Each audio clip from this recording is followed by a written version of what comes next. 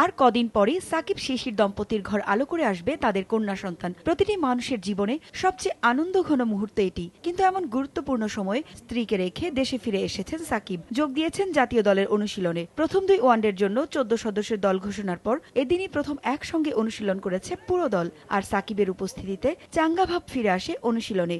দূর পরবাসে স্ত্রীকে রেখে অনুশীলনে যোগ দেওয়ার পেছনে পুরো কৃতিত্বটাই স্ত্রীকে দিলেন এই বিশ্বসেরা অলরাউন্ডার। ওয়াইফের ইয়েটা ছিল বেশি, মানে ওর হেল্পটা ছিল খুব ইম্পর্টেন্ট, কারণ ওই বলছে যে ঠিক আছে তুমি যাও, যখন মানে ওরকম যদি ইয়ে হয় তো তখন চলে আসো, আর তা না হলে নর্মাল টাইমে তো আসতেই পারতেছো। সো ডেটা আছে, সো মেনলি ওর ইসের কারণেই আসা হয়েছে। ভারত, পাকিস্তান ও দক্ষিণ আফ্রিকার বিপক্ষে সিরিজ জিতে দারুণ একটা বছর পার করছিল বাংলাদেশ, কিন্তু নিরাপত্তার অজুহাতে অস্ট্রেলিয়া দল বাংলাদেশে না আসায় সেই শূন্যতা পূরণ করতেই জিম্বাবুয়ের বিপক্ষে এই হোম সিরিজ। প্রতিপক্ষ জিম্বাবুয়ে হলেও সিরিজটাতে বেশ গুরুত্ব পাচ্ছে টাইগারদের কাছে।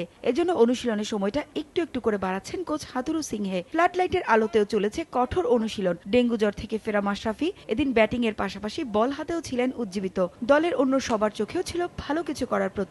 আফগানদের কাছে বিধ্বস্ত হয়ে বাংলাদেশের সিরিজ খেলতে এসেছে জিম্বাবুয়ে। এজন্য জিম্বাবুয়ের প্রতি কৃতজ্ঞতা প্রকাশ করলেও তাদের উপর আধিপত্য বিস্তার করে সিরিজ জয়ের চ্যালেঞ্জ ছুড়তেও ভুললেন না সাকিব। জিম্বাবুয়ে একটা বেশ বড় হেল্প করলো আমাদের এই টাইমে, কারণ হচ্ছে স্বাভাবিকভাবেই যেহেতু একটা দেশ ক্যান্সেল করছে ওদের ট্যুর, মনে হয় না যে খুব বেশি একটা ঝামেলা হওয়ার কথা, কারণ আমরা তো কখনোই মনে করি না যে ক্রিকেট নিয়ে অন্তত কোনো আশঙ্কা ইয়ে আছে কিংবা সিকিউরিটির কোনো রিজন আছে। চ্যালেঞ্জটা আসলে দিন দিন চেঞ্জ হতে থাকে, যেহেতু আমরা এখন ওদের সাথে রেগুলার জিতি, সো আমাদের টার্গেট থাকবে আমরা যেন ডমিনেট করে জিততে পারি। জাতীয় দলের পাশাপাশি বিপিএলে রংপুর রাইডার্সের বিপক্ষেও দুর্দান্ত পারফর্ম করতে চান সাকিব। পারভিন আক্তার, সময় সংবাদ, ঢাকা।